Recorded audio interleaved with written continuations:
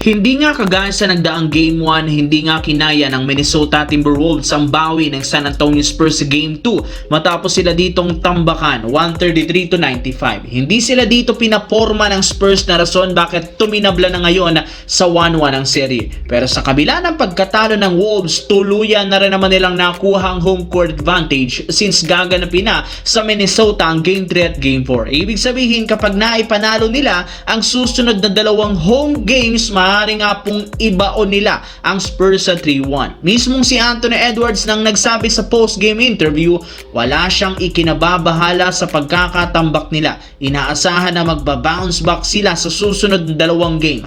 Mas maganda rin naman ang performance ng kanilang team sa tuwing naglalaro sila sa kanilang bahay, kaya sasamantalahin nga daw nila ito para ma-outplayed sina Victor Wembanyama at ang San Antonio Spurs. As of now, dehado pa rin naman nga sila kontra sa Spurs. Samantala, busy nga ang Los Angeles Lakers sa pagbuo ng bagong game plan at estratehiya para makabawi sa Game 2 kontra sa OKC Thunder. Kailangan nilang ayusin ang opensa at maging ang depensa kung gusto man nilang maitabla sa 1-1 ang serye bago pa sila bumalik sa kanilang bahay sa LA. Pero kahit man nakafocus ang buong team sa Game 2, may mga nagsilabasang balita nga ngayon na posibleng gawin ang bagong move ng Lakers sa off-season na magpapalakas ng kanilang lineup kagaya ng kumakalat na balita na pagkuha nila kay Aaron Gordon mula sa Denver Nuggets. Kapag nagawa nila yan, magkakaroon sila ng isang big at athletic forward na mas makakatulong kay Luka Doncic at LeBron James. Hindi nila po problemahin pa ang physicality sa ilalim ng basket since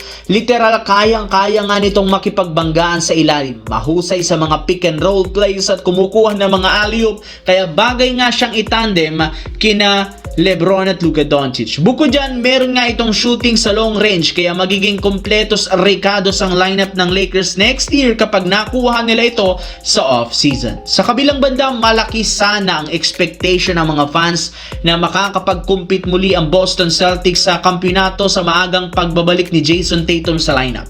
Simula nang maglaro ito sa team, mas lumakas nga sana ang kanilang team.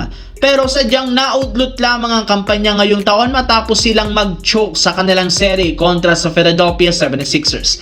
Nasayang ng kanilang team ang malaking oportunidad simula nang makalamang sila dito ng 3-1. At isa sa mga dahilan dahil sa pagkakaroon muli ng Jason Tatum ng isa na naman panibagong injury. Pero ayos mismo sa naging interview nito, daw sobrang dismayado siya sa maagang pagkalaglag at pagbabakasyon ng kanilang koponan, pinangako nito na babawi sila next season. Susubukan nga niyang mas manatiling healthy upang mas maging ready. Gagawin niya ang lahat ng makakaya upang hindi na maging problema pa ang kanyang inoperahang binte, which is ngayon nga sila nagka-problema sa playoffs.